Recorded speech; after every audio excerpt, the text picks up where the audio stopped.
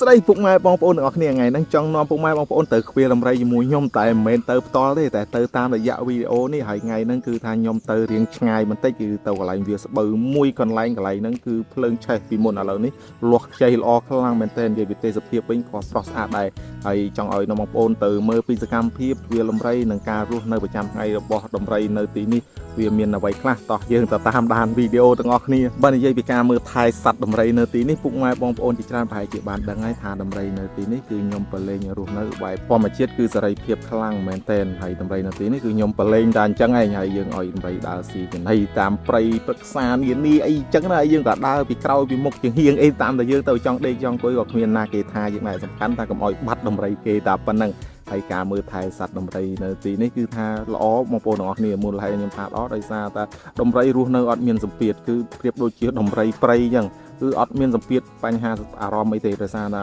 ដំរីអាចដើរហើរដោយសេរីក្នុងព្រៃធម្មជាតិដ៏ធំល្វឹងល្វើយមួយនេះអញ្ចឹងហើយដំរីអាចលេងទឹកលេងផុកតាមអំពើចិត្តអត់មានហាមឬក៏បង្ខំអីទេពេលក្តៅក៏យើងនាំមកលេងទឹកអញ្ចឹងទៅពួកអីយើងដឹងពេលវេលាថា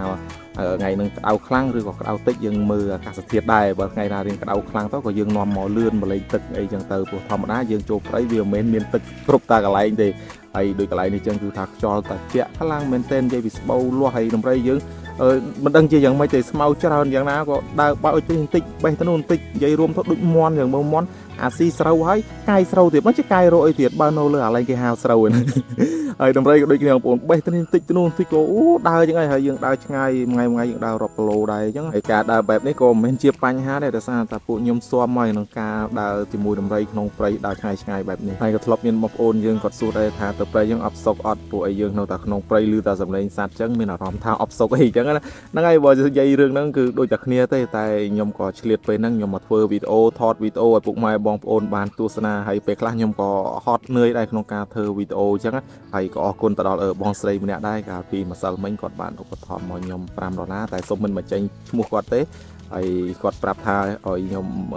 ផឹកកាហ្វេអីចឹងដើម្បីលើកទឹកចិត្តឲ្យខ្ញុំធ្វើវីដេអូថតវីដេអូឲ្យបានជាប្រចាំថ្ងៃអញ្ចឹងទៅបើគាត់ចូលចិត្តមើលវីដេអូខ្ញុំអីអញ្ចឹងទៅហើយក៏មិនមានតែបងស្រីម្នាក់នឹងដែរហើយក៏មានបងប្អូនយើងជាច្រើនទៀតដែលគាត់ធ្លាប់ឧបត្ថម្ភមកខ្ញុំជាការលើកទឹកចិត្តក៏ដូចជាឲ្យខ្ញុំទិញចំណីសត្វជាពិសេសទិញលឹកទិញប៉ៅអីផ្សេងៗឲ្យសត្វដំរីយើងនៅទីនេះអញ្ចឹងខ្ញុំពិតជាអរគុណខ្លាំងមែនទែនចំពោះទឹកចិត្តបងប្អូនដែលមានមកលើខ្ញុំដូចជាសត្វដំរីនិងការគ្រប់គ្រងមើលរូបខ្ញុំផ្ទាល់ហើយខ្ញុំអត់មានអីតបស្នងសងគុណបងប្អូនអរគ្នាទេមានតែមករៀមដៃ10ហើយខ្ញុំនឹងព្យាយាមមើលថែសត្វដំរីនៅទីនេះឲ្យអស់ពីលទ្ធភាពខ្ញុំនឹងធ្វើអ្វីដែលខ្ញុំអាចធ្វើទៅបានហើយក៏អរគុណខ្លាំងមែនទែនពុកម៉ែតែងតែគ្រប់គ្រងខ្ញុំនិងក្រុមពួកខ្ញុំហើយក៏ដូចជាចូលចិត្តសត្វដំរីនៅទីនេះទាំងអស់ខ្ញុំពិតជាអរគុណខ្លាំងមែនទែនហ្នឹងហើយវីដេអូនេះគឺមានតែប៉ុណ្្នឹងឯងហើយចាំជួបខ្ញុំនៅវីដេអូក្រោយអរគុណច្រើនបាយបា